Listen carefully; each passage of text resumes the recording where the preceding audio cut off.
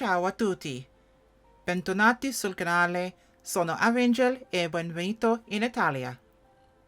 Hey guys, welcome back to the channel. I'm Avangel, and as I said, welcome to Italy. We are flying today for a little bit of summer fun before it's summer, because it's cold, miserable, and crappy right now, and no one likes that. We're taking up the Simworks Studios RV10, their new release, which is still a preview at this point. It will be coming out very soon, in the gorgeous Avangel livery they made for me. And we are flying today from Chialo in Italy to Pesche Airport, just to its south near Varese. We'll be flying across the beautiful Lake Como today. It's going to be stunning. These are all airports that are included with the Italy update that came out a while ago. I hadn't really flown much in Italy. I thought, let's change that. Let's go to Italy and let's enjoy some Italian flying, shall we? Especially in what is essentially kind of a Ferrari of the skies of sorts. Oh, hello, Sim. Oh yes, when things decide to update, they get a little bit weird occasionally. Let's power on the system, shall we? And get ourselves ready to rock and roll here. It will not be a long flight today, but we should have fun with it and some beautiful scenery here in the Italian Alps, the Lombardy region, in fact. So, let's get everything turned on here. Fuel pumps on. Left tank. More food from there. That's not on yet, but it will be soon. Let's check the glove box. Nothing in there. What I need is a nice picnic basket. This is not the final version yet. I'm pretty sure this also works in the final version. There's been another release before this one, so after this one, so I believe there is actually tablet functionality in the final version. This is not the latest edition, so just clarifying that. This is a pre-release. And everything is looking good so far. Okay, we'll go for our engine start now. Clear prop.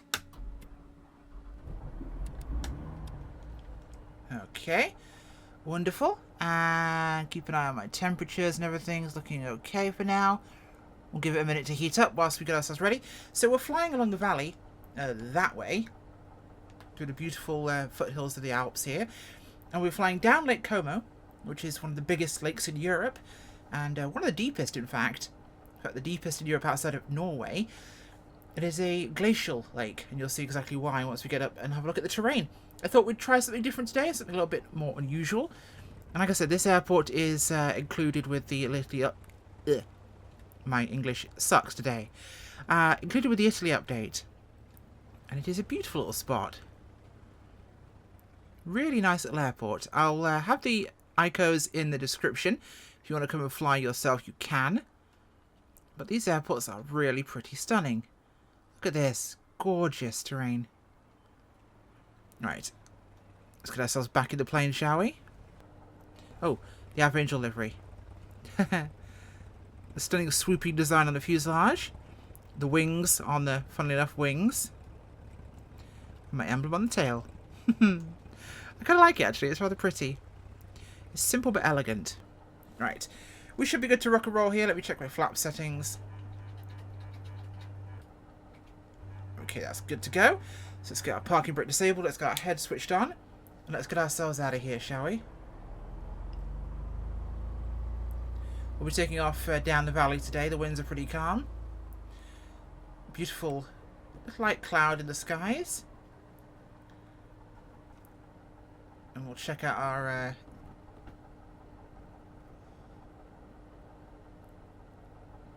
runway approach directions before we do anything. I don't often bother with the radio stuff when I'm doing sim flights because it's honestly a huge hassle, especially when I'm trying to talk to you guys, and I have traffic turned off, so I know there's nothing coming, which is why I don't bother. There's nothing coming, why should I worry about it? And I'd much rather talk to you guys than to them. We'll back taxi ourselves a little bit. We're not going to go the full way because we don't really need to. It's 3,400 feet of asphalt, and we'll be landing onto 1,400 feet of asphalt. But I wanted to give this aircraft a real good kick, because I don't feel like I've really given it justice of a proper flight, so we're going to do just that today. Now, the avionics and aircraft update has come out, and it won't affect this. It does nothing to the G3X, which is unfortunate because it's a great little system. I wish we could get an update to that as well. Although, interestingly, Asobo with their recent update did mention that further, deeper modification of avionics in the sim can lead to major performance issues. So we might see a movement towards things like TDS's model, where we use external software to run our avionics, which on modern machines will have next to no impact.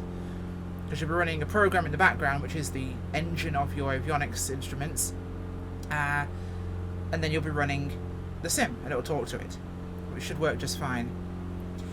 Now, you have to realize this is definitely a modern issue, because these glass panels, they're essentially computer programs in their own right. You're running a computer program in a computer program.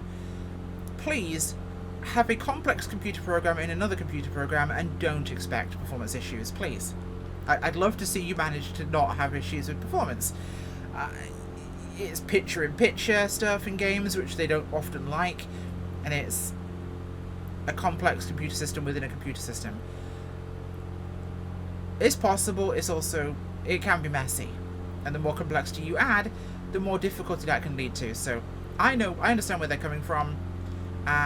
We all want more complexity in the systems, of course, but obviously I think that will require a movement to an external system. It certainly works, that's for sure. Outside connectivity is absolutely fine. Inbuilt systems, I just don't think it's necessarily going to work that way if we want to have other performance. Like if we want to have gorgeous graphics and smooth flying, we need to move the resources somewhere else. So we are passing through, as the river down below has been straightened as it goes through this urban area, or not urban area, but the valley basin.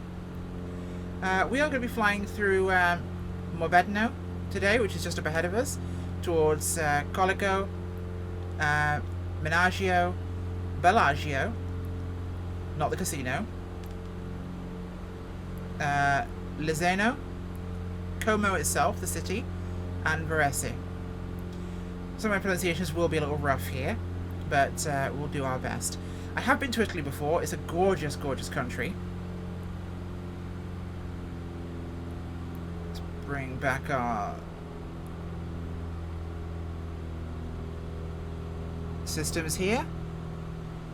Not too high in altitude, so I'm going to go for 22 squared. Let's pull the power back a notch there. That should do us just nicely. Well, a bit of terrain here, but we're going to be expecting that. We're in the mountains still. It's not too high up, like I mentioned, but we are in a valley. Now, this whole area along the Alps are glacially formed, meaning that glaciers move down this way. So you'll see a lot of similarities between the terrain here and other glacial landscapes, British Columbia, Norway, these flat-bottomed valleys with the tall climbing mountains, the sharp edges to the valleys. We'll get a lot of that kind of terrain. Now, in many cases, the flatness and why it's so fertile in these areas is because this is where a lot of sediment was deposited after the glaciers retreated. And examples at Lake Como are exactly that. In Italian, that is Lago di Como, and Lake Como is a glacially formed lake. It is 146 square kilometers in size. It's a surface area, and it's 400 meters deep. 200 meters of which, by the way, are below sea level. It's the Lombardy region, as I mentioned. It's the third deepest lake, or biggest lake in Italy, after Lake Garda and Lake Maggiore. And it's the fifth deepest deepest in Europe, and it's the deepest one outside of Norway. Obviously, Norway's fjords are huge. They are seriously impressive locations. So this would be Morbegno. Not a huge city or town, but big enough. And right up ahead of us is Lake Como. This is a Y shape, which you'll see once we get here, and we're taking the right-hand fork, leading us down towards the town of Como. And historically, this has been a site of summer retreats for the aristocracy and the wealthy since Roman times. So there is a plethora of Roman villas, neoclassical and classical architecture around Lake Como. There are villas and mansions and palaces that the wealthiest, the most elite, the royalty, the aristocracy have used for their summer homes. It's beautiful. I'm pretty sure scenes in episode 2 of Star Wars might have been filmed there for the lake scenes. Don't quote me on that, but I remember reading something somewhere that I think meant that. So we'll make it out. I can get it turned off now, I think. So how does this aircraft fly so far? Very well. It's very gentle.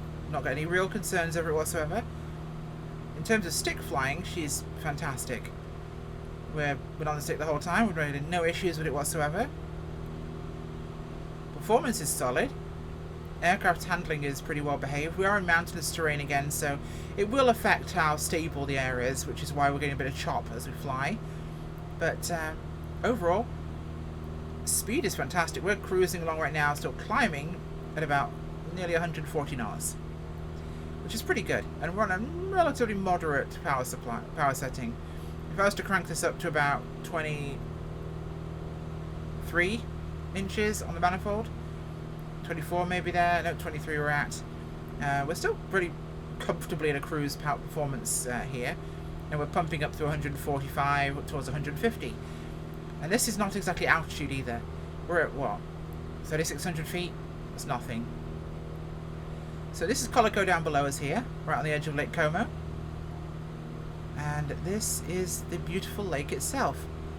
The high mountains cresting above us here.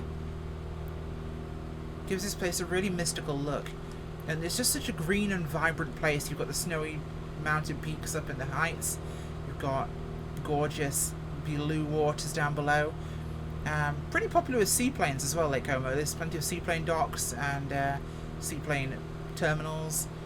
You'll find a lot of float flying in this part of Italy because you've got these huge lakes here with a lot of facility for it. So you tend to get a lot of that.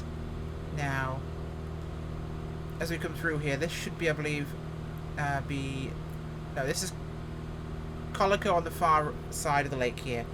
So this is us coming over Morbegno. Now, I myself have been to Italy once in my life. I'd love to go back again.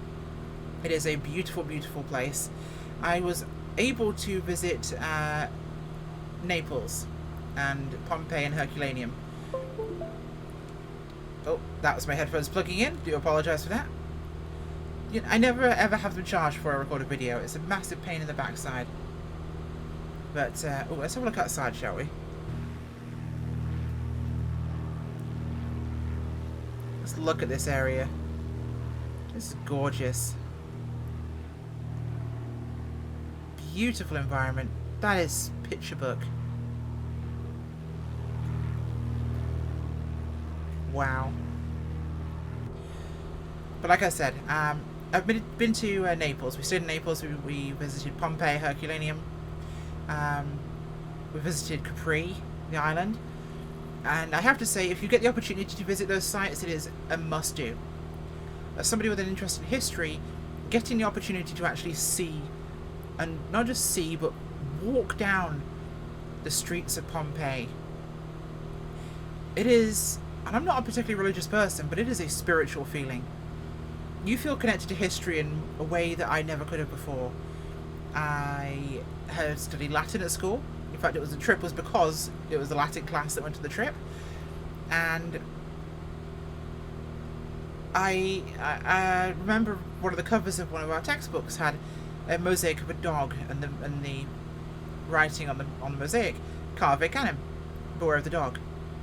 Now, this had been apparently on the doorstep of the guy called Quintus's house, who most of the stories in the book were about, a chap called Quintus. Well, in Pompeii, I saw that house. I saw that beware of the dog mosaic.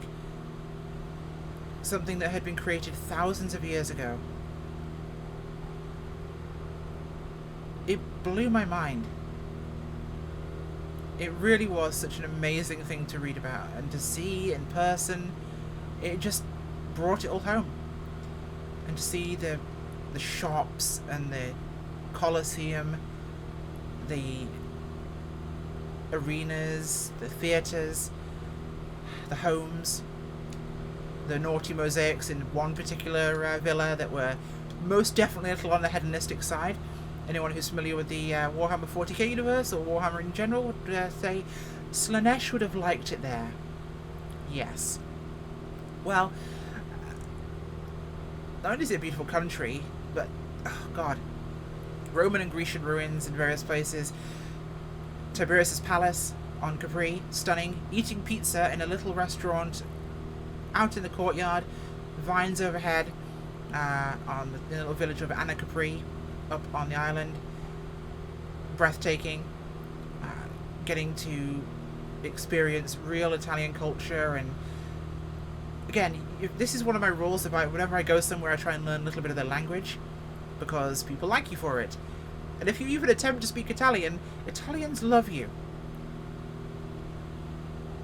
Like, you as an English person go into an Italian shop in Italy, try and speak Italian to buy something, and they love you. They'll give you discounts, they'll give you free things. They love it.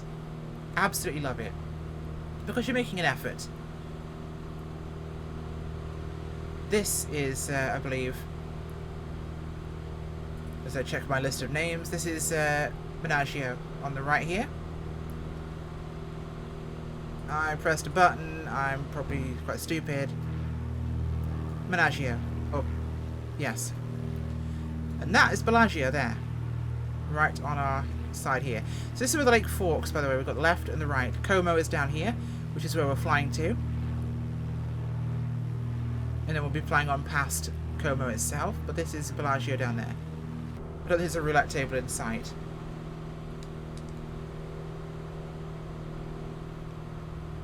So we're popping along about 150 right now, and we're definitely not pushing it on our power settings. Everything's nice and gentle with the aircraft, 3,700 feet. But no, the chance to see real history in its place is wonderful. Museums are amazing. They're fantastic at preserving history, but going to an actual location is something breathtaking. This is why I want to go to the pyramids in Italy. Egypt. I want to see some of the temples in Mexico. I want to see all of these historic sites, because there is something truly that connects you to the past when you see these locations. You feel transported in time. Walking down the streets of Pompeii was time travel. I could put myself there better than I could in any pictures or video, or I could watch, you know, the HBO series on Pompeii, and it would never quite feel the same. You know? I've never been to northern Italy, though. I'd love to. I've only ever been to the south, which is the poorer part of Italy, unfortunately, even though it is one of the prettiest. This is stunning up here, and I'm so glad we have the sim to do this for us, and to allow us to see these places, but I will take any opportunity I can get. So after Bellagio, we have Leseno, down here on the right, just in front of us there, as it leads up into the valley. And you'll see all along here the houses, the second homes, the retreats, the villas, almost lining the entire thing. And you can just imagine being in a Lamborghini or a Ferrari, blasting along those little coast roads here on the edge of the lake. Top down in the sports car, hair blowing in the wind, sunglasses, Pavarotti blasting on the speakers. Yeah. I could be down for that. I have never blasted opera out of my car, though, I will say. Metallica, yes. Opera, no. I do love a good bit of opera, though. Opera's wonderful. I must say, Pavarotti's performance of La Donna Immobile from Rigoletto, one of my favourites. I know it's a little trite, it's quite a common piece, but it's one of my favourites. It's cheeky, it's tongue-in-cheek, it's fun. It's... none of you care, I realise. Avengel waffle time. This happens. So what do I think of the plane so far, having flown it? This is easy to fly. This is so relaxing. Like, I'm just out for a Sunday drive, Sunday fly. It is just doing everything I need it to. It looks great. It handles great. Now, we're going to have a bit more of a tricky moment when we land. We have 1,400 feet of grass on the edge of a lake once we get to Pesche. But we should have no problems at all. I do wish we got an updated G3X, because this would really help for some of the smaller bush planes that use this unit. It is a shame. A real shame. because I believe the same thing will impact things like the Kit Fox, which uses the same avionics. It's one of the benefits of Steam Instruments. You don't have to worry about back-end systems programming and systems depth in your Artificial Horizon or your Altimeter. No, it all works fine there. You know, I can live with a fully systems depth 430 from running a Steam Instruments, but got a whole glass cockpit as well. Welcome to the suck. Okay. Now this directly ahead of us is Como itself. This is the little town, the little city that is the namesake of this great lake. Look at how flat the land is there south of here once we leave the mountains of northern Italy. We'll descend and slow down here as we're actually speeding up through 160 there, as we're starting to drop a little bit. We've been taking us on a shallow descent towards the city this entire time. So we'll slow down here. I must say the sounds for a prolonged flight here have been really nice. I like the volume, I like the levels, I like the tonal change. There's a real kind of difference. It really does feel good. It adds a lot of vibrance. You get a lot of that wind noise as well as you throttle back, which is real. You do tend to get that. Alright, we'll pull it back to idle, or not quite idle, but we'll stay about 100 knots as we come across here.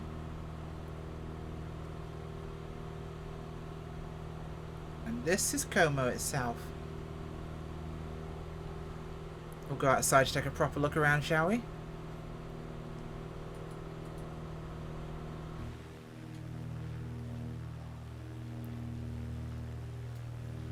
Do love when terrain does that. Here is Como. A beautiful little Italian town it is. Wish was a bit more detail, that'd be quite nice, but it certainly does the job. Put a bit more power on just in case it decides it wants to throw that away. I can just imagine being down there on the streets, the sun baking away the terracotta roofs, that warm breeze you get in the afternoon. That would be a lovely experience. Right, let's go back inside of a flying aeroplane, shall we?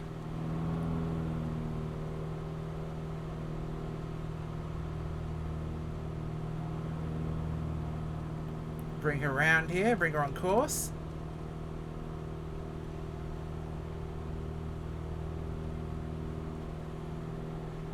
So as I mentioned, we're heading to another lake. This one's a lot smaller though, and it is just ahead of us now. 24 inches, that's about where we want it. We are heading towards Lago di Varese, which is just up ahead. Much smaller in size, of course. There's a lot of lakes in this region, in fact, but this one is where our final airport is. And I happen to know from good information there is a really lovely pizzeria at the airport, so we will grab ourselves a beautiful pizza here to eat after we are done with our flight. And I will do exactly as I did when I was in Italy last time. I'll eat that pizza with a knife and fork. Because you can. And in fact, in polite society, you do. Yes. Pizza with a knife and fork. It is a real thing. That is how I was presented with my pizza at that little beautiful pizzeria on Anna Capri. Which was a very nice, classy little establishment, by the way. That was a proper pizzeria. Well, not, I say proper. It was a more classy pizzeria. And they presented you with a sharp knife and a fork, and you ate your pizza with a knife and fork. Now, in Salerno, the town we actually stayed in during our trip, I want to point out here I went to a private school, if you haven't already guessed, studying Latin, taking field trips to Pompeii. Yeah, I went to a private school. Don't judge me. But in Salerno, the town we stayed in, there was an amazing pizzeria. Now, there was a beautiful little deli in town as well that sold the most amazing sandwiches on this lovely Italian fresh bread baked that morning. We'd always get those for lunch during the day. But there was a little pizzeria called Pizza alla Metro. It meant pizza by the meter. Now, you could buy regular pizzas, and most of us did, you know, in the evenings, and shared those, but you could also buy this meter pizza. Now, in the restaurant themselves, they served you on a plate. It was maybe 10, 12 inches across by a meter long.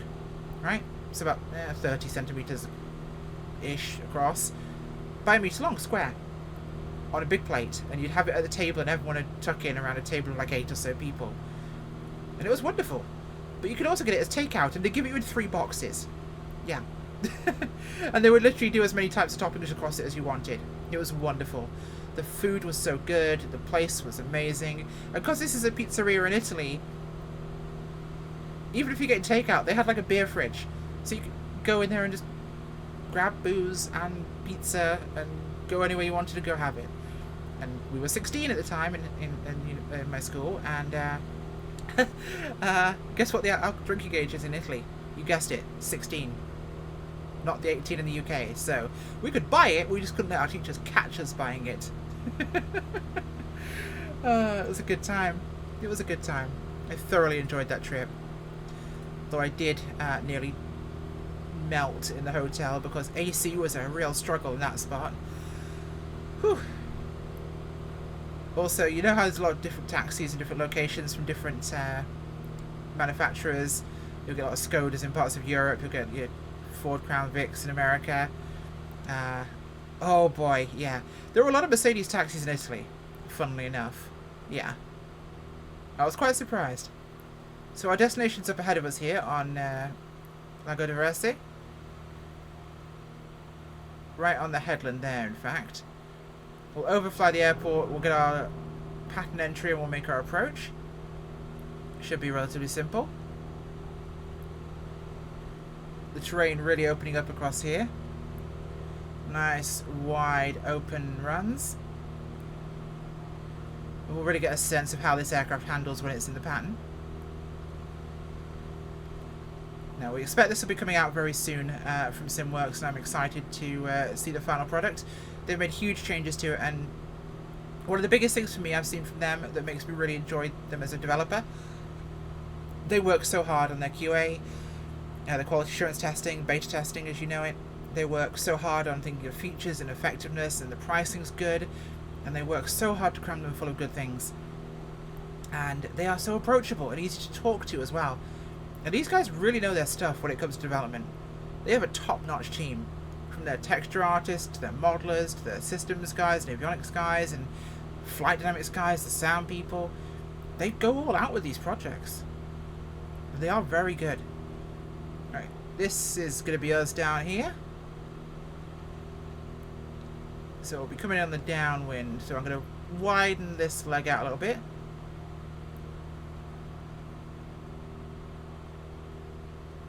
You know, it looks a lot less grassy than it's meant to be, but we'll see. Still pretty short though, so we'll have fun with this. At least short for a plane I don't know that well.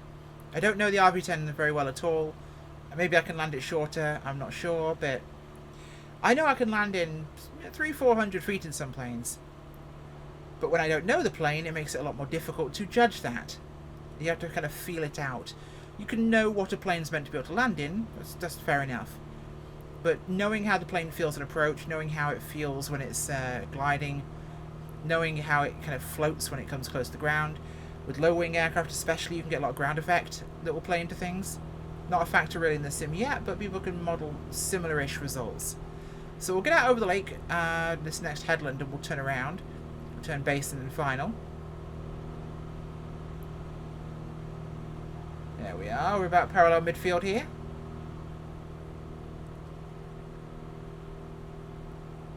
Bring that power back here. Prop pitch forward. Mixture forward. Fuel pumps are on. Okay, we'll slow it down to flap speed. We'll drop a notch and we'll start our turn.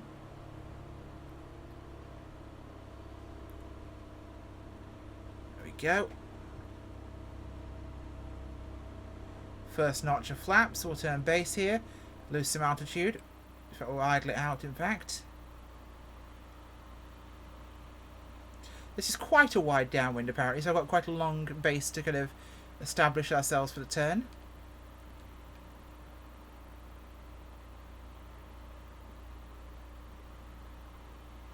There we go.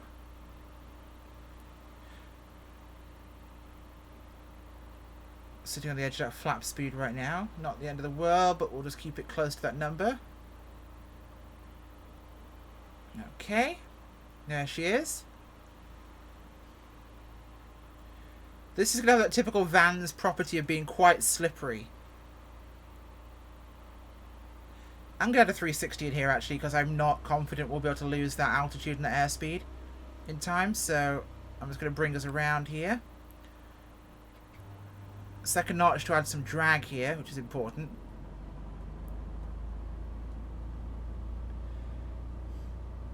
This is one of those problems with the Vans aircraft. They are very slippery aircraft, and they can really struggle sometimes to lose altitude when you actually want to.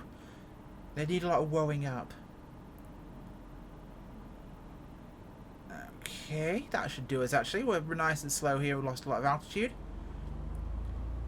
I especially want to make sure I've lost altitude when I know I've got a limited amount of runway space to work with, because it does mean you have to be a lot more precise with the touchdown point and where you're intending to actually put the aircraft. So, as we're coming in here, I'm going to roll us onto heading, keeping an eye at the threshold, and my aiming point just after that. Got a pretty straight run in, no real obstructions here. Some trees pretty early, but they're way behind where I need to be coming in for. Third notch of flaps. First is like a trailing flap, really. It's nothing. The second is a bit. Third's a decent amount for a landing. A little shallow here. Power on, we're approaching stall. This is much more asphalt than grass, I think, in this case, so we'll just keep our little bit of power here. Looks a lot shorter now, I'm seeing it.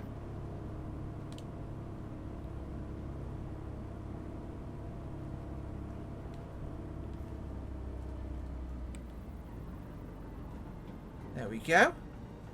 Flaps up, they're electric, so the sooner I can start pulling us up, the better.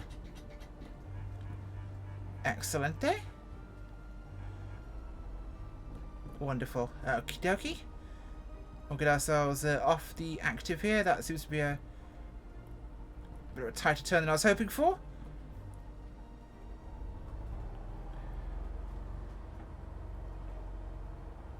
Aeroporto Adele e Gorgio Orsi.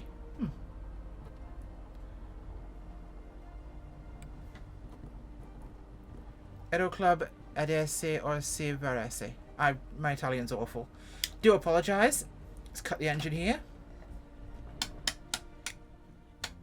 Wonderful. There we go. She's all shut down. Reach down under my desk for my controller. We'll go for a little walk around here.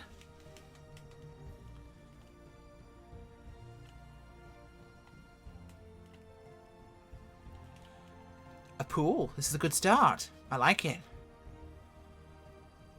The pool is a very good start. Now, if I'm having my pizza out here on the grass, or you know what, up here on the terrace seems like a really good spot. I will have my pizza up on the terrace, looking out over the runway, aircraft coming and going. This is nice. I like it. You've even got the industrial park across the road modelled. Or, maybe an industrial bit, some sheds. Maybe it's a greenhouse. There's a greenhouse, actually. You've got plants growing there as well. A lovely little spot of Italy here.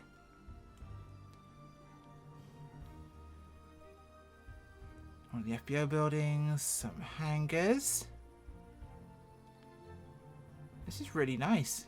All the detail, all the actual writing there, where it should be.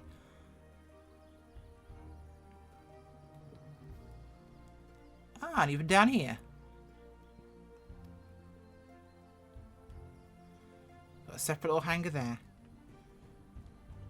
Obviously do a lot of glider work here, so you've got the glider strip next to the main runway, because this is obviously... Well, I suppose this is actually probably more of a taxiway than anything else. Yeah, given that there's no run... Actually, no, it is a runway. Runway markings.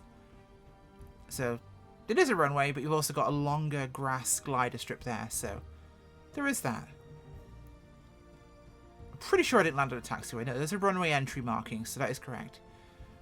Frequency, got the ICO. Everything. Lovely little spot. Hopefully you enjoyed this trip. Hopefully you enjoyed Lake Como. A little bit of reminiscing about my time in Italy, and a couple of nice airports and a gorgeous aeroplane. Thank you for watching. Bye.